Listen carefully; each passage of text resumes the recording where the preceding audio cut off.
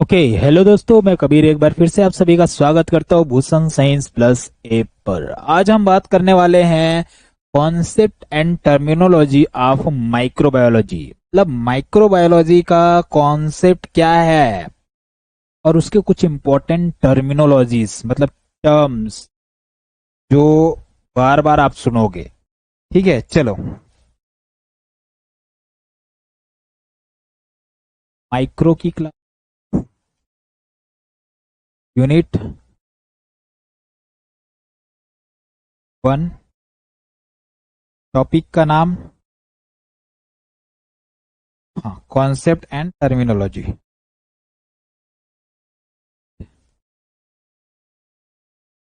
Terminology, सबसे पहले बात करेंगे कॉन्सेप्ट की कि माइक्रोबायोलॉजी का कॉन्सेप्ट क्या है। माइक्रो का कॉन्सेप्ट क्या, ठीक है।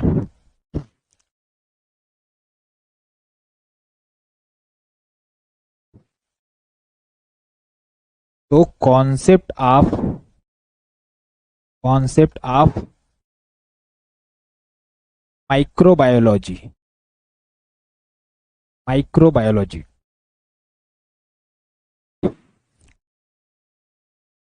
सर, माइक्रोबायोलॉजी के कॉन्सेप्ट की अगर बात किया जाए तो माइक्रोबायोलॉजी जो वर्ड है अपने आप में एक मजेदार वर्ड है, जो सूक्ष्म जीव से रिलेटेड या माइक्रो पार्टिकल से रिलेटेड चीजों को हमको, मतलब चीजों के बारे में हम उसमें पढ़ते हैं, ठीक है, स्टडी करते हैं। और इसमें इसका जो मोस्ट, मतलब देखा जाए तो कॉन्सेप्ट यही है कि भाई इन्फेक्शन को प्रिवेंट करे, डिजीज कंडीशन को समझे कि क्यों हो रहा है, किसके कारण हो रहा है, और ट्रीटमेंट वगैरह और प्रॉपर सेफ क्लिनिकल प्रैक्टिस वगैरह तैयार किया जा सके। यही इसका कॉन्सेप्ट है। बाकी इसके कॉन्सेप्ट को एक एक करके समझते हैं। पहला कॉन्सेप्ट जो कहता है माइक्रो ऑर्गेनिज्म और माइक्रोस्कोपिक।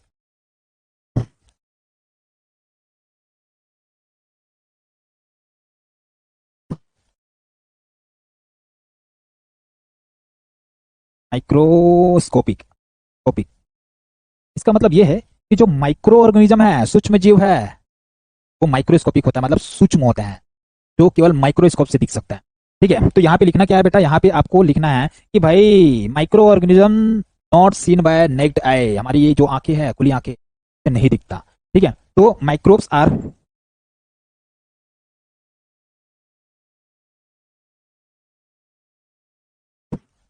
आर टू स्मॉल मतलब बहुत ज्यादा स्मॉल होता है, to be to be seen with the naked eye, with the, मतलब भाई आप इसको खुली आंखों से ऐसे देख नहीं सकते। अभी भी आपके हाथ को ऐसे देखोगे ना, उसे कितनी भी कर लो, उसमें के माइक्रो ऑर्गेनिज्म दिखेंगे। कहते हैं माउथ में, भाई कहते नहीं होता है, माउथ में बहुत सारे बैक्टीरियाज होते हैं।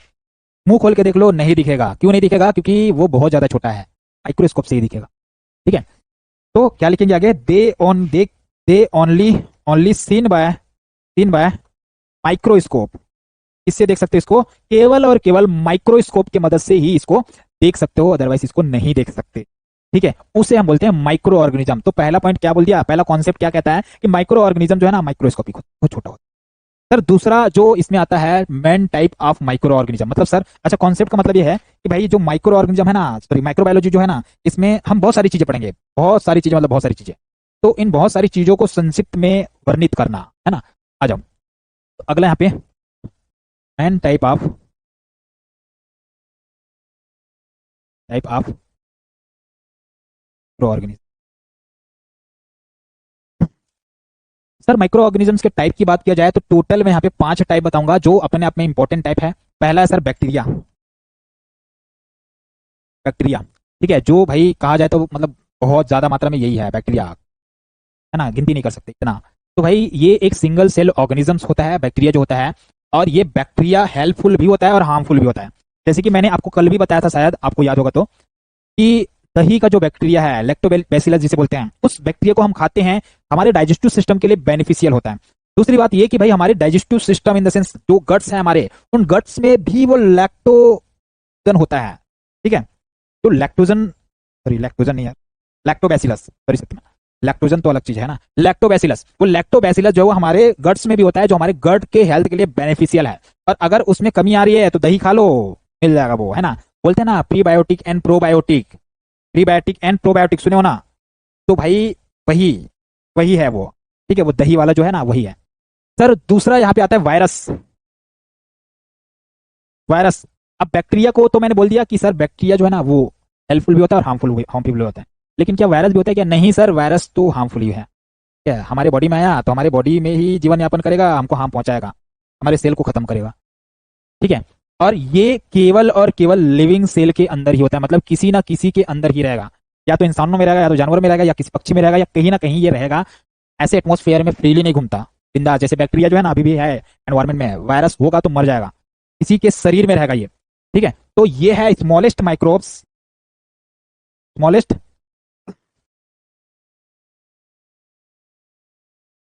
स्मॉलेस्ट माइक्रोब है ये, माइक्रोब है।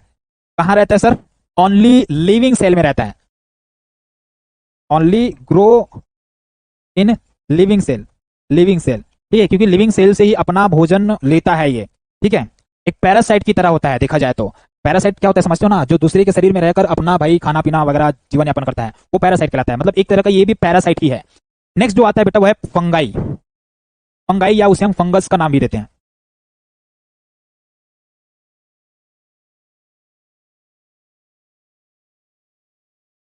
फंगाई की अगर मैं बात करूं तो फंगाई जो होता है उसमें ना दो तरह के फंगस होते हैं, एक है यीस्ट, एक है मोल्ड। आगे हम इसके बारे में याद रखेंगे, सॉरी बात करेंगे। अभी फिलहाल इतना ही याद रख लो कि एक यीस्ट होता है, एक होता है मोल्ड, ठीक है, mould and yeast, okay. Next यहाँ पे बात करेंगे बेटा मतलब नेक्स्ट जो होता है वो है प्रोटोजोआ। Protozoa, protozoa. प्रोटोजोआ भी सिंगल सेल का एक माइक्रो ऑर्गेनिज्म है, सिंगल सेल्ड माइक्रो ऑर्गेनिज्म है, जो ज्यादातर पानी है या ह्यूमन बींग है उसमें ही रहता है ये प्रोटोजोआ, ठीक है। तो सिंगल सेल्ड माइक्रो ऑर्गेनिज्म है, प्रो ऑर्गेनिज्म है, ठीक है, जो वाटर या ह्यूमन बॉडी में ये प्रेजेंट रहता है। सर लास्टली मैं बात करूंगा एल्गी की, जो पानी के अंदर ही होता है, लेकिन ये जो है ना हार्मफुल नहीं होता है। एल्गी जो होता है ना, एल्गी जो है ये हार्मफुल नहीं होता है। सर कहाँ होता है? Found in in water, water, ठीक है। एंड जनरली ये क्या रहता है? रेयरली, रेयरली हार्मफुल होता है, रेयरली हार्मफुल होता है, ठीक है। मतलब ये रेयर ही आपको हार्म पहुंचाएगा, ठीक है। सर कब हार्म पहुंचाता है? जब कहते हैं ना भाई सांप को जब तक आप उंगली नहीं करोगे आपको कुछ नहीं करेगा, है ना, या कोई भी जानवर कुछ नहीं करता, ऐसे ही ये एक जानवर जैसा है जो भाई आपको तब तक कुछ नहीं करेगा जब तक आप इस पे उंगली नहीं करोगे, ठीक है। वायरस में कितने सेल होते हैं? वायरस भी बेटा सिंगल सेल ही होता है, मतलब वायरस सेल ही नहीं है यार, सॉरी, वायरस सेल नहीं है। वायरस में कितने सेल होते हैं मत पूछो, वायरस एक डिफरेंट चीज है, स्मॉलेस्ट माइक्रोब्स के नाम से जाना जाता है, ठीक है। कोई सेलुलर स्ट्रक्चर नहीं है वायरस का, आगे पढ़ेंगे तब मैं बताऊंगा इसके बारे में अच्छे से, ठीक है। अभी फिलहाल इतना ही याद रखो। नेक्स्ट हम बात करेंगे बेटा, अगला जो पॉइंट है वो है most organism are not harmful. तो अगला कॉन्सेप्ट यही कह रहा है कि भाई ज्यादातर जो माइक्रोब्स है वो हार्मफुल नहीं है, ठीक है। तो most microorganism organism are not harmful. अब आप मुझे बताओ, मैं बोल रहा हूं कि भाई माउथ में भी कितने माइक्रो ऑर्गेनिजम्स है? बहुत सारे। इस एटमोस्फेयर में भी माइक्रो ऑर्गेनिज्म है, मतलब बैक्टीरिया है, वायरस है, या बहुत सारी चीजें हैं, है ना, खासकर बैक्टीरिया है ना। तो ये सारे हार्मफुल है क्या? नहीं, कुछ ही हार्मफुल है। तो यही मैं कह रहा हूं कि भाई आपका ये बहुत सारे जो माइक्रोब्स है ना वो हार्मफुल नहीं होते हैं, ठीक है। बहुत सारे जो है वो बेनिफिशियल होता है, हेल्पफुल होता है, ठीक है। तो मोस्ट ऑफ माइक्रोब्स या प्रोब्स आर बेनिफिशियल, बेनिफिशियल, बहुत सारे जो है वो बेनिफिशियल है, जो कुछ विटामिन वगैरह बनाता है, कुछ डाइजेशन में मदद करता है ना, कुछ इम्यूनिटी को स्ट्रांग बनाता है, ऐसे अलग अलग अलग अलग बहुत सारे होते हैं। तो नेक्स्ट पॉइंट कहता है, अगला जो पॉइंट है वो है ये कहता है कि भाई माइक्रो ऑर्गेनिज्म जो है हर जगह है, ठीक है। इसका कॉन्सेप्ट जो है, इसके कॉन्सेप्ट में जो अगला कॉन्सेप्ट है वो ये कहता है कि माइक्रो ऑर्गेनिज्म जो है वो हर जगह है, हर जगह मतलब हर जगह, ठीक है। Microorganism, organism are everywhere, everywhere. Sir microorganism कहाँ है? हर जगह पे है, हर जगह, हर जगह, ठीक है। मतलब एयर में भी है, वाटर में भी है, मिट्टी में भी है, सॉइल में भी है, खाने की चीजों फूड में भी है, सरफेसेस में है। ये देखो जो भी सरफेस है टेबल वगैरह, ये सारे सरफेस में माइक्रो ऑर्गेनिजम्स हैं, ठीक है। यहां तक हमारे शरीर के अंदर भी है, जानवरों के अंदर भी है। तो माइक्रो ऑर्गेनिज्म हर जगह है। एग्जाम्पल में लिख भी सकते हो ना, एयर, एयर, फूड, वाटर, और क्या बोला मैं, soil, human body, human body, animals, animals, ठीक है। तो ये सारी जगहों पे रहता है, ठीक है। और सर अगला पॉइंट कहता है कि अच्छा ये जो है ना, एक चीज और, हर जगह पे रहता है और ये हीट हो, कोल्ड हो, ऑक्सीजन हो ना हो, सब जगह सर्वाइव कर सकता है। मतलब अलग अलग बैक्टीरिया होते हैं, अलग अलग माइक्रो ऑर्गेनिज्म होते हैं, वो अलग अलग होते हैं और अलग अलग जगह पे सर्वाइव कर सकता है। ऐसा नहीं है कि भाई ऑक्सीजन नहीं है तो मर जाएगा। कुछ ऐसे भी बैक्टीरिया हैं जो एनारोब होते हैं। एनारोब होना मतलब, एरोब का मतलब होता है ऑक्सीजन के प्रेजेंस में जीवित रहेगा, एनारोब होना मतलब ऑक्सीजन के एब्सेंस में जीवित रहेगा, मतलब ऑक्सीजन नहीं भी रहेगा ना तो भी जी जाएगा, तो वो एनारोब है। ठीक है, आगे मैं बताऊंगा कौन कौन सा कैसे कैसे और एनारोब होता है, सब चीज बात करेंगे धीरे धीरे करके। अभी फिलहाल इतनी चीजें याद रखो कि भाई माइक्रो ऑर्गेनिज्म जो है वो हर जगह पे रहता है। सर अगला है micro organism can spread easily. Easily मतलब माइक्रो ऑर्गेनिज्म जो है ना बड़े आसानी से स्प्रेड हो सकता है। स्प्रेड होना मतलब फैल सकता है, मतलब यहाँ पे ना, यहाँ से वहां चले जाएगा, वहां से कहीं और चला जाएगा, है ना। बोले कैसे जाएगा, सुनो। पहला भाई एयर से, थ्रू, थ्रू एयर। एयर क्या हवा से जा सकता है? बिल्कुल सर जा सकता है। सॉरी, हाँ खांसने से याद आया, खांसोगे तो खांसने के बाद जो माइक्रोब्स है वो एयर में आ गया, और एयर तो भाई मैंने जो सांसें छोड़ी वो घूम फिर के कोई और लेगा, है ना। इसीलिए तो बोलते पब्लिक प्लेस में जाओ तो मास्क लगाओ। क्यों बोल रहे हैं पब्लिक प्लेस पे जाओ तो मास्क लगाओ? क्यों बोल रहे हैं भाई? क्योंकि अभी यहाँ, यहाँ मैं खड़ा हूं, मेरे से 10 मीटर दूर भी कोई खड़ा रहेगा, मैं खांसूंगा तो वो एयर उन तक जाएगा, जाएगा, याद रखो जाएगा। अगरबत्ती जलाते हो तो उसकी खुशबू खुशबू जो है दूर तक जाती है, क्यों जा रही है भाई? एयर के थ्रू जा रही है। अब वो डाइल्यूट हो गया तो खुशबू थोड़े दूर में जाके ना पता चले, लेकिन जाती है, दूर तक जाती है। अगर एक स्ट्रॉन्ग स्मेल वाली कोई चीज है, बहुत स्ट्रॉन्ग स्मेल वाली कोई चीज है, तो उसको खुशबू, उसकी खुशबू दूर तक जाती है। तो समझ लो कि भाई एयर में कोई चीज है तो वो दूर तक भी जा सकता है। मतलब भाई मास्क लगा लेना। अगर पब्लिक प्लेस में जा रहे हो, बहुत भीड़ भाड़ जगह पे जा रहे हो, जहाँ पे प्रचार प्रसार चलता है, जैसे कि आप शौकीन हो कि भाई हाँ कोई नेता आ रहा है, कोई सेलिब्रिटी आ रहा है, मैं तो जाऊंगा देखने, ऐसा भाई बड़ी बड़ी सेलिब्रिटी आ रही है, अरे वो आ रहा है, चलो ना जाते हैं देखने, चले जाते हो देखने, तो भाई ध्यान रखना कि पब्लिक प्लेस पे जा रहे हो, आपको पता नहीं कि कौन से व्यक्ति को क्या प्रॉब्लम है। ऐसा थोड़ी ना है कि भाई उसको प्रॉब्लम है तो वो घर पे ही बैठे रहेंगे, उनको भी तो होगा ना अच्छा कि यार आ रहा है, वो व्यक्ति आ रहा है, मोदी जी आ रहे हैं, जाते हैं देखने। हर कोई यही चाहता है। तो भाई उसमें सारे लोग मिक्स रहेंगे, तो भाई मास्क लगा के जरूर जाओ, ठीक है, ताकि बीमारी ना फैले और आप हेल्दी रहो। नेक्स्ट अगला जो यहाँ पे मैं बोलना चाहूंगा वो है एयर के बाद में टच। टच, अब सर टच की बात आती है तो टच में भाई हम टच तो भाई रैंडमली किसी को भी कर लेते हैं, आप किसी को मतलब किसी को भी नहीं, है ना। जैसे कि हम गए, शुरू शुरू में कहीं जाते हैं, चार लोग मिलते हैं, और भाई और भाई और भाई ये बोल बोल के हाथ मिलाते हैं, और हाथ मिलाने के बाद नया व्यक्ति है, हमको नहीं पता है कौन है क्या है, और भाई नए व्यक्ति है, मिल रहे हैं, हाथ मिला लिए। हाथ मिलाने के बाद जो है वो थोड़ी टाइम होते हैं, और थोड़े टाइम में खाने का, आप हैंड वॉश करने, आप सूत्र दिख रहे हैं, अच्छे अच्छे पहन के आए हुए हैं, खा लेते हैं, खा भी लिए भाई। या कई बार ऐसा होता है कि हाथ मुंह पोंछने लग जाते हैं, तो वो टच किए और टच करने के बाद अपने हैंड वॉश नहीं किया, जो भाई क्रॉस कंटामिनेशन जो होता है ना। क्रॉस कंटामिनेशन क्या है मैं बताया था, पूछता हूं मैं आप लोगों से, बताओ क्या बताया था क्रॉस कंटामिनेशन के बारे में? मैं पहले भी बोल चुका हूं बेटा, जो भी पढ़ाऊंगा कभी भी मैं पूछ सकता हूं। अंकिता, वसीम अहमद, बबीता, काजल, लक्ष्मीकांत, मोनिका पटेल, खुशबू, संगीता बताएंगी क्रॉस कंटामिनेशन का मतलब क्या बताया था मैं? कविता ने आंसर दिया है spread from one person to other. बहुत बढ़िया, वेरी गुड। मतलब जब कोई इन्फेक्शन एक व्यक्ति से दूसरे व्यक्ति में चला जाए वही क्रॉस कंटामिनेशन कहलाता है। जैसे कि उसने छू दिया, टच वगैरह कर दिया, तो जब स्प्रेड होगा वो क्रॉस कंटामिनेशन।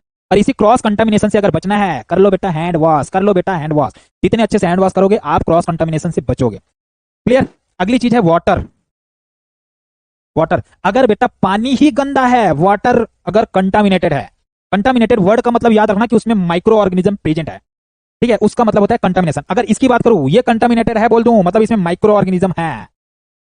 और क्या बोलूं यार, ये कंटामिनेटेड है बोल दिया जाए मतलब इसमें माइक्रो ऑर्गेनिज्म है, तो क्या बोले, समझ गए ना। मतलब कोई भी चीज अगर कंटामिनेट बोल दिया जाए उसको, मतलब उसमें माइक्रो ऑर्गेनिजम्स है जो हार्मफुल है, ठीक है।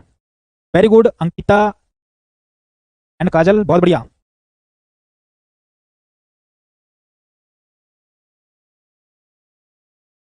हाँ, डायरेक्ट कॉन्टेक्ट से होता है, बहुत बढ़िया। अगला, तो वाटर में बोल रहा था, वाटर समझ में है ना, गंदा पानी है तो गंदे पानी से भी ये माइक्रो ऑर्गेनिज्म स्प्रेड होता है, एक जगह से दूसरी जगह जाएगा। जैसे कि मैं एक बेहतरीन एग्जांपल देता हूँ कि भाई हर कोई घर में आजकल के डेट में शौचालय बनाए हुए हैं। शौचालय का जो पानी है आपके घर के सामने जो सीवेज सिस्टम बना हुआ होता है, मतलब नालियां, उसी नालियों में जाता है उसमें का पानी। अब मुझे ये बता दो कि वो पानी एट द एंड कहाँ जाता है। आपका घर है, घर के बाहर का नाली है, घर का पानी, घर का वेस्ट, घर का गंदगी उस नाली में जाएगा, बढ़िया बात। लेकिन एक बड़ा नाला होगा वहां पे जाएगा, उसके बाद एट द एंड वो पानी जाता कहाँ है, ये आपसे मैं पूछता हूँ। वो पानी जा कहाँ रहा है, कहाँ? कोई आंसर नहीं है। भाई ये तो पता होगा कि पानी कहाँ जाएगा। अरे बताओ बेटा, लोग बताओ। बहुत बढ़िया, रिवर में जाएगा, नदी में जाएगा। और एक चीज और पूछता हूँ मैं आपसे, वो नदी का पानी जो है उसमें लोग जाके नहाते हैं क्या? हाँ सर। वो नदी का पानी अगर कोई बहुत प्यासा है पी लेगा क्या? पी लेगा। वो नदी का पानी एट द एंड घूम फिर करके वापस हमारे ही पास आता है जिसे हम पीते हैं। होता है क्या ऐसे? प्यूरिफाई होता है उसके बाद आता है ये। हाँ हाँ हाँ, प्यूरिफाई करते हैं उसके बाद आता है, वो समझ रहा हूँ। चलो ठीक है, आपके पास प्यूरिफाई होके आ रहा है, लेकिन वो व्यक्ति का क्या, उस व्यक्ति का क्या जो उस नदी में जाके नहाएगा, है ना? मैं बात यहाँ पे गंगा नदी की नहीं कर रहा हूँ, मैं बाकी नदी की कर रहा हूँ। गंगा नदी तो भाई शुद्ध पानी है उसमें, है ना? उसमें कुछ माइक्रोब्स है, वो माइक्रोब्स जो है ना उस पानी को साफ बनाए रख, ठीक है, वो अलग बात है। बाकी नदी की बात कर रहा हूँ मैं, है ना? तो भाई पानी गंदा हो गया, उस गंदे पानी में जा रहे हैं व्यक्ति, तो फिर बीमारियां हो सकती है। अगला, अगला है कंटामिनेटेड सॉइल या कंटामिनेटेड फूड। फूड, भाई खाना ही आपका कंटामिनेटेड है। जैसे कि कोई व्यक्ति जो है वो मांस मछली चिकन चुकन जो भी होता है ना, जो खाता है, वो खा रहा है, लेकिन उसको पता ही नहीं है कि भाई वो माइक्रोब से घिरा हुआ है।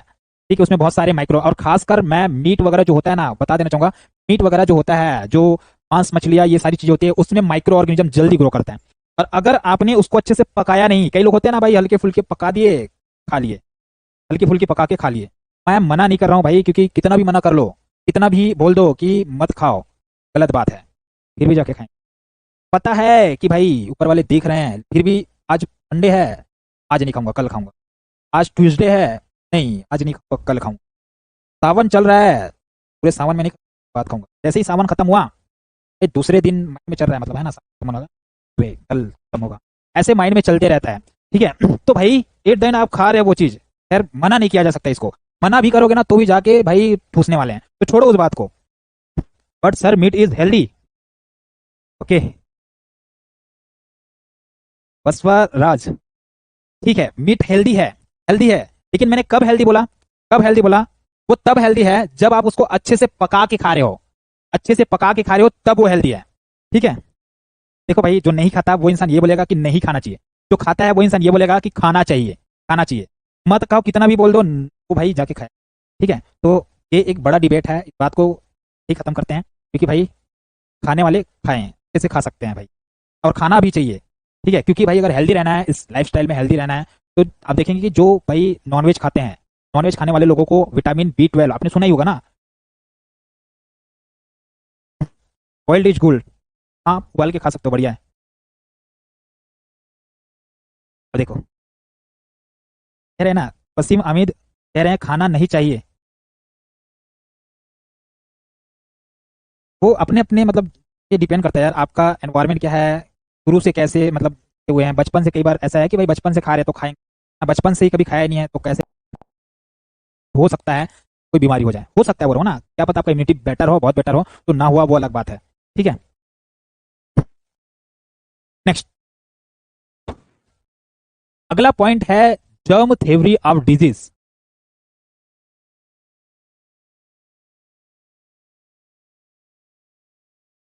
थ्योरी ऑफ डिजीज,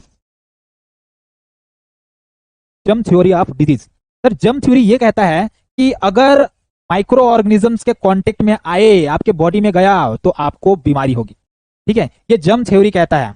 मैंने शुरुआत में ही आपको जर्म थ्योरी के बारे में थोड़ी बहुत बता रखी है ना, कि जर्म थ्योरी जो होता है, ये जर्म थ्योरी जो है वो ये कहता है कि माइक्रो ऑर्गेनिज्म बीमारी पैदा करता है। माइक्रो ऑर्गेनिज्म कॉज या कॉजेज डिजीज। माइक्रो ऑर्गेनिज्म क्या पैदा करता है? बीमारियां पैदा करता है। ठीक है, जर्म थ्योरी कहता है। सर ये जर्म थ्योरी किन्होंने दिया, ये पूछता हूं आपसे, क्योंकि ये बता चुका हूं मैं, है ना। किन्होंने जर्म थ्योरी दिया है ये मैं बता चुका हूं बच्चों।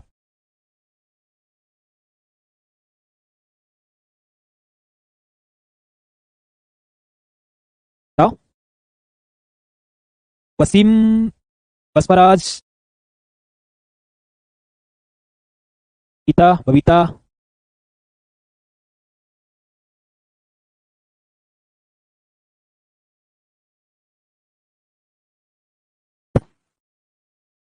भूल गए क्या यार?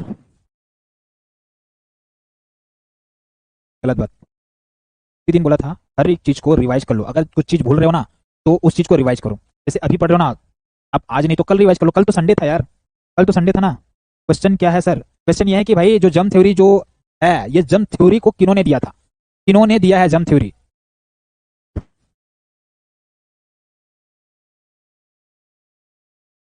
जम theory given by, who is a person who give जम थ्योरी?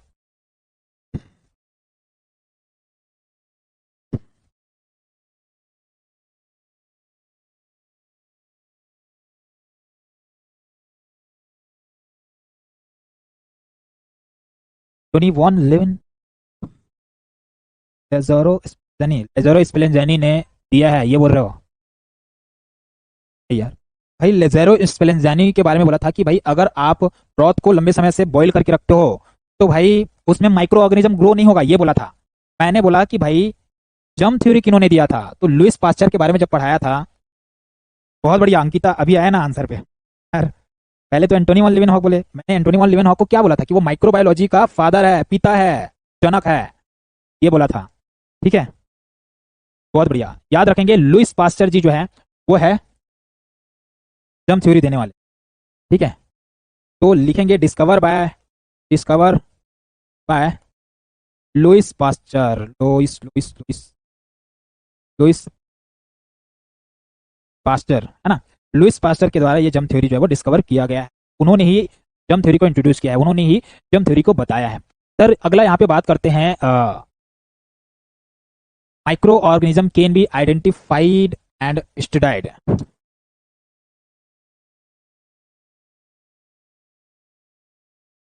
ऑर्गेनिज्म आइडेंटिफाइड स्टडीड, इसका ये मतलब है कि माइक्रो ऑर्गेनिजम्स को मैं आइडेंटिफाई भी कर सकता हूँ, पता भी लगा सकता हूँ, और उसको समझ भी सकता हूँ, उसके उससे उसको उसका अध्ययन भी कर सकता हूँ, ये कहा जा रहा है। और सर आइडेंटिफाई आप कैसे करते हो? मैंने उसी दिन बताया था कि भाई हम पढ़ने वाले हैं स्टेनिंग के बारे में। क्या पढ़ेंगे? स्टेनिंग के बारे में। स्टेनिंग क्या है सर? स्टेनिंग मतलब कलर कर देना। वो जैसे अभी नहीं दिख रहा है ना, तो कलर कर दो सरफेस को, जहां से आप सैंपल ले रहे हो सैंपल को कलर कर दो, उसमें माइक्रो ऑर्गेनिज्म कलर हो जाएगा, तो वो स्टेनिंग है। सर दूसरा कल्चरिंग करो। क्या करो? कल्चरिंग करो मतलब कल्चर मीडिया तैयार करो, और कल्चर मीडिया तैयार करके उसमें माइक्रोब्स को रखो, सैंपल को रखो, वो ग्रो करते जाएगा, कॉलोनी बनाएगा। ठीक है, तीसरा सर ये सब करके भाई आप माइक्रोस्कोप रखो, और माइक्रोस्कोप स्कोप है ना, माइक्रोस्कोप से क्या करो? देखो, और जब माइक्रोस्कोप से देखोगे तो माइक्रो ऑर्गेनिजम्स को क्या कर पाओगे आप? आइडेंटिफाई आइडेंटिफाई कर पाओगे।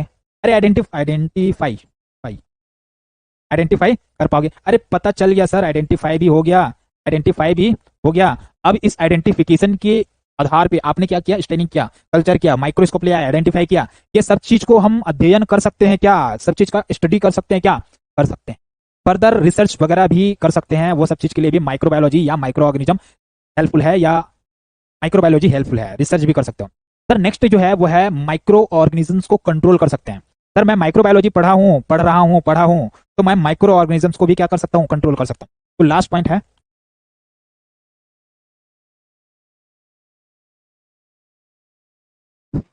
Control of micro organism. Control of micro organism, पूरा ये कहता है कि control of microorganism is possible. Possible sir मतलब माइक्रो ऑर्गेनिजम्स को हम कंट्रोल कर सकते हैं। पहले कैसे कंट्रोल करें? कैसे कंट्रोल करें? क्या हैंड वॉश करके किया जा सकता है? हाँ सर, पहला है हैंड वॉश, वॉशिंग। क्या? हाँ, हैंड वॉशिंग से हो गया। क्या इसको स्टेरिलाइजेशन से किया जा सकता है? स्टेरिलाइजेशन क्या बताया था? याद करो, स्टेरिलाइजेशन बताया था। अगला डिसइंफेक्शन भी बताया था। बता दो बच्चों, डिसइंफेक्शन का मतलब और स्टेरिलाइजेशन का मतलब क्या बताया था? Disinfection, sterilization, disinfection both are important. Sir asepsis का मतलब भी बताया था, तो aseptic technique, aseptic technique, technique, ठीक है। लास्ट में याद रखेंगे वैक्सीनेशन मतलब इम्यूनाइजेशन, वैक्सीनेशन, वैक्सीनेशन, या आप लिख लो इम्यूनाइजेशन, इम्यूनाइजेशन, ठीक है। आप क्या करो, ध्यान से सुनो, complete killing of microorganism is sterilization. बहुत बढ़िया, वेरी गुड बबीता। भाई माइक्रो ऑर्गेनिजम्स को और उसके स्पोर को, स्पोर लिखना मत भूलना ना उसमें, complete killing of micro organism ठीक है, लेकिन स्पोर को मत भूलना। स्पोर और माइक्रो ऑर्गेनिज्म दोनों खत्म हो जाते हैं, वो स्टेरिलाइजेशन। सर इसमें माइक्रो ऑर्गेनिजम्स तो खत्म होते हैं, लेकिन कुछ माइक्रोब्स और कुछ मतलब स्पोर बच जाते हैं, वो डिसइंफेक्शन है। अगला एसेप्टिक टेक्निक, मतलब एसेप्टिक में सेप्टिक का मतलब बताया था, सेप्सिस मतलब वो इन्फेक्टेड होना। जैसे कि सेप्सिस बोल रहा हूं तो इन्फेक्टेड है, सेप्सिस बोल रहा हूं मतलब इन्फेक्टेड है, और एसेप्सिस मतलब हो गया कि भाई वो फ्री फ्रॉम इन्फेक्शन है। तो एसेप्टिक टेक्निक का मतलब क्या है कि भाई मैं प्रोसीजर कर रहा हूं, इधर कैनुला लगा रहे हैं, तो कैनुला को कैसे लगाएंगे? एसेप्टिक टेक्निक से लगाएंगे, फ्री फ्रॉम इन्फेक्शन वाले टेक्निक से। अगला यहाँ पे मैंने बोला वैक्सीनेशन कराओ या इम्यूनाइजेशन कराओ, मतलब आपको भी लगा है बेटा वैक्सीन, तरह तरह के वैक्सीन लगा, क्यों लगा है? ताकि माइक्रो ऑर्गेनिजम्स को कंट्रोल कर सको, उससे बच सको, प्रिवेंट कर सको।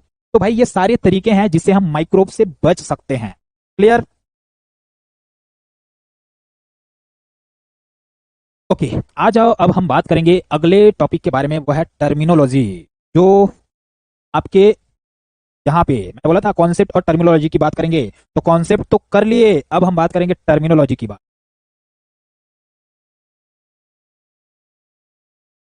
तो हेडिंग डालेंगे terminology, terminology logy used in microbiology, microbiology. तो माइक्रोबायोलॉजी में वो कौन कौन से टर्म्स हैं, शब्द हैं जो ज्यादातर यूज में आता है? सर पहला जो टर्म मैं बोलने जा रहा हूं वो है नॉर्मल फ्लोरा। ध्यान से सुनेंगे बच्चों, एक एक चीज इंपॉर्टेंट है टर्मिनोलॉजी का। पहला है नॉर्मल फ्लोरा, फ्लोरा। सर ये नॉर्मल फ्लोरा क्या है? इस वर्ड को इसलिए याद रखना क्योंकि ये नेचुरली रहता है, नेचुरली रहता है।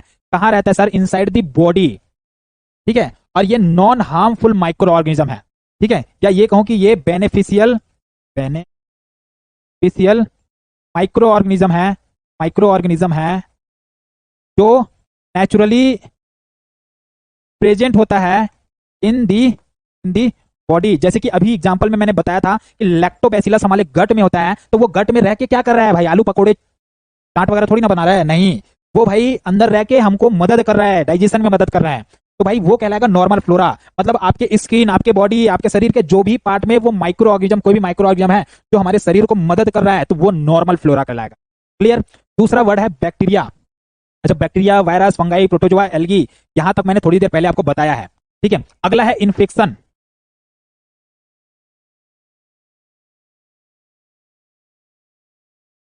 बताओ इन्फेक्शन का मतलब क्या होगा? इन्फेक्शन वर्ड ही है इन्फेक्शन। क्या है इन्फेक्शन का मतलब? इन्फेक्शन का मतलब होता है मल्टीप्लीकेशन या invasion of harmful micro organism. Multiplication, multiplication मतलब भाई वो ग्रो कर रहा है, एक से दो, दो से चार, चार से आठ, ऐसे अपना भाई रिप्रोडक्शन कर रहा है, वो मल्टीप्लीकेशन। तो मल्टीप्लीकेशन या invasion of harmful micro organism in the body, body शरीर में वो आ रहा है। मतलब जैसे कि मैं अभी इन्फेक्टेड नहीं हूं, या कोई भी व्यक्ति इन्फेक्टेड नहीं है, और उसके शरीर में कोई माइक्रो ऑर्गेनिज्म चला गया, मतलब वो इन्फेक्टेड हो गया, उसको इन्फेक्शन हो गया, यही बोलेंगे, है ना। तो इन्वेशन, या multiplication of microbes into body, body. Clear? Sir अगला जो आता है वर्ड वो है कंटामिनेशन। कंटामिनेशन का मतलब मैंने क्या बताया था? Third,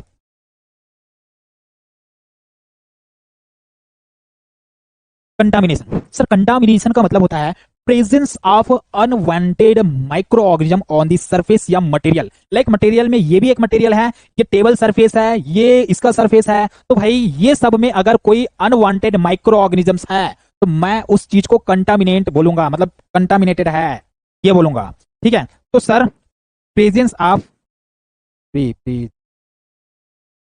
of unwanted micro organism on surface और ऑब्जेक्ट लिखो या मटेरियल लिखो, ऑब्जेक्ट लिखो या मटेरियल लिखो, वही चीज है। सर अगला जो है वो है स्टेरिलाइजेशन, उसका मतलब भी बता चुका हूं तो याद रखेंगे, है ना। स्टेरिलाइजेशन भी एक टर्मिनोलॉजी है, डिसइंफेक्शन भी बता चुका हूं, वो भी एक टर्मिनोलॉजी है। अगला जो टर्म है वो है बेटा एंटीसेप्टिक। एंटीसेप्टिक, एंटीसेप्टिक का क्या मतलब होगा, मतलब एंटीसेप्टिक वर्ड आ जाए मतलब याद रखो कि ये एक केमिकल है, ये एक केमिकल है जो लिविंग टिश्यू को प्रिवेंट करता है इन्फेक्शन से। Any kind of chemical use on living tissue to prevent infection, chemical use to prevent infection, infection से प्रिवेंट करने के लिए हम यूज करते हैं एंटीसेप्टिक चीजों का इस्तेमाल, ठीक है। नेक्स्ट जो है वो है एसेप्सिस, अभी अभी एसेप्सिस का मतलब भी बताया हूं, free from harmful micro organism.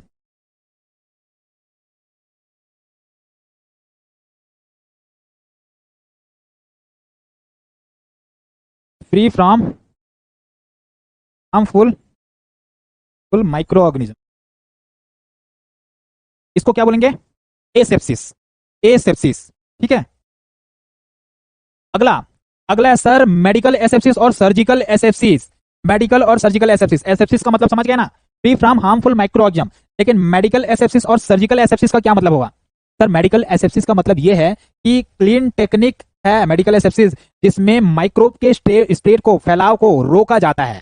Sir surgical asepsis मतलब एक स्टेराइल टेक्निक होता है जिसमें माइक्रो ऑर्गेनिजम्स को कंप्लीटली खत्म कर दिया जाता है, दूर कर दिया जाता है, एलिमिनेट कर दिया जाता है, ठीक है। तो आ जाओ, मेडिकल एसेप्सिस, फिर आएगा आपका सर्जिकल एसेप्सिस। मेडिकल को क्या बोला, ये है आपका क्लीन टेक्निक, क्लीन टेक्निक है जो यूज किया जाता है to to reduce, reduce microorganism, microorganism. जबकि ये क्या है, सर्जरी चलना है मतलब भाई कोई भी प्रकार से चांस ही नहीं होना चाहिए, ठीक है। तो भाई ये है स्टेराइल टेक्निक, स्टेराइल टेक्निक है जो यूज किया जाता है टू टू कंप्लीट, कंप्लीट मतलब भाई पूरी तरह से, complete elimination of, elimination of microbes, eliminate करना मतलब उसको पूरी तरह से भाई खत्म कर देना, समाप्त कर देना, ठीक है। बोले नेक्स्ट जो टर्मिनोलॉजी आता है वो है सर ऑटोक्लेव या ऑटोक्लेविंग। ऑटोक्लेव जो है एक इंस्ट्रूमेंट है और उससे जो प्रक्रिया चलती है वो है ऑटोक्लेविंग। मैं दोनों को एक साथ समझा रहा हूं, देखना। ऑटोक्लेव क्या है, ऑटोक्लेव एक मशीन है, याद रखना ये एक इंस्ट्रूमेंट है या इक्विपमेंट है, क्या है, इक्विपमेंट है, ब्रैकेट में लिख लो एक मशीन है, एक मशीन है।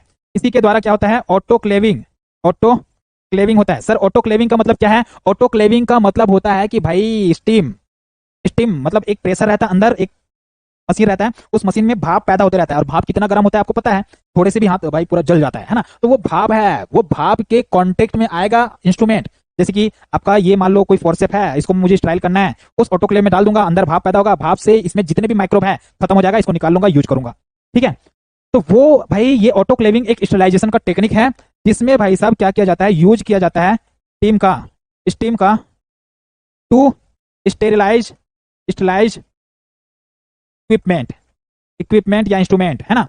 इंस्ट्रूमेंट या इक्विपमेंट को हम स्टेरिलाइज करने के लिए क्या करते हैं, ऑटोक्लेविंग करते हैं, क्लियर। सर अगला जो आता है वो है कल्चर, और कल्चर का मतलब भी मैं बता चुका हूं, बाकी आगे हम बात करेंगे। सर कल्चर का मतलब फिर भी याद रख लो बेटा, कल्चर मतलब होता है आप माइक्रोब्स को किसी लैब में ग्रो कर रहे हो, मतलब लैब में सैंपल लेके गया, जैसे कि किसी को बार बार बुखार लग रहा है ना, बार बार बुखार क्यों लग रहा है, मैं ये सोचूंगा, है ना, अरे यार इसको क्यों लग रहा है, आखिर ये बार बार बुखार लग क्यों रहा है, ऐसे हम सोचेंगे। तो ब्लड का सैंपल लेंगे, उस सैंपल को लैब में ले जाएंगे और लैब में उसका, उसके लिए कल्चर मीडिया तैयार करेंगे, लैब में कल्चर मीडिया तैयार करेंगे, और कल्चर मीडिया तैयार करके उस माइक्रो ऑर्गेनिजम्स को ग्रो कराएंगे और पैदा कराएंगे और रिप्रोड्यूस कराएंगे, तो वही कहलाता है कल्चर, ठीक है।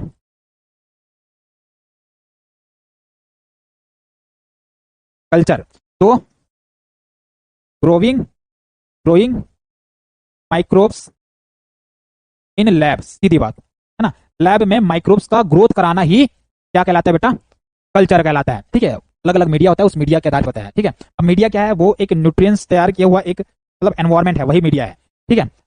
अगला आता है अगार। अगार क्या बेटा, एक सब्सटेंस है जो जेल जैसा रहता है, जो माइक्रोब्स के लिए यूज में लाता है, मतलब एक तरह से खाना है समझ लो उसको, ठीक है, अगार, ठीक है। क्या है, जेल लाइक सब्सटेंस है, लाइक सब्सटेंस है, ठीक है। यूज किया जाता है, यूज बाय माइक्रोब्स, ठीक है। माइक्रोब्स के द्वारा ये यूज में, माइक्रोब्स के द्वारा यूज में लाया जाता है, ठीक है। अगला यहाँ पे कॉलोनी क्या होता है, कॉलोनी मतलब ग्रुप ऑफ माइक्रोब्स, जैसे कि हमारा कॉलोनी होता है ना, कॉलोनी में बहुत सारे लोग रहते हैं, ग्रुप ऑफ पीपल को कॉलोनी बोलते हैं, तो वहां पे ग्रुप ऑफ माइक्रोब्स को क्या बोलेंगे, colony, colony, group of microbes, ठीक है। नेक्स्ट, अगला यहाँ पे वर्ड आएगा इनक्यूबेशन।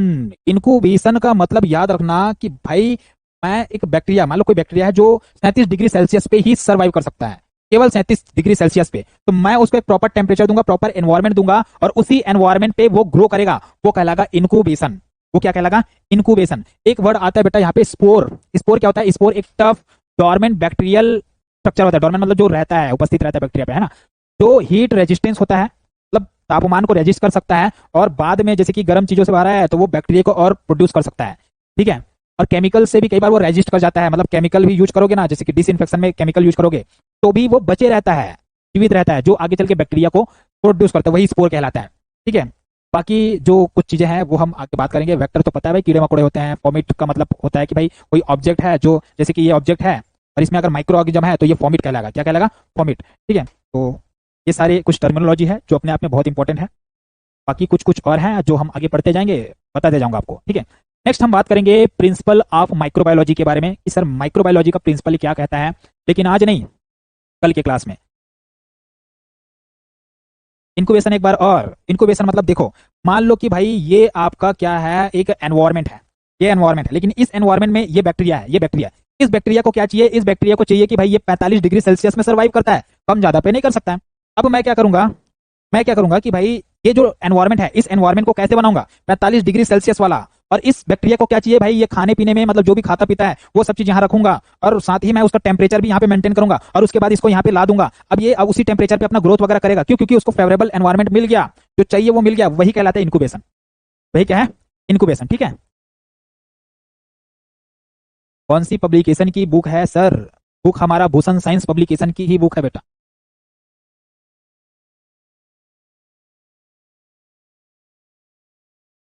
2 to 3 रिकॉर्ड क्लास चलवा, तब 2-3 रिकॉर्ड क्लास चलवा देना, मतलब रिकॉर्ड क्लास तो पूरा रहेगा बेटा, तब जो यहाँ पे लाइव क्लास चल रही है ना वो रिकॉर्डेड में मिलेगा, हर क्लास रिकॉर्डेड मिलेगा, ठीक है।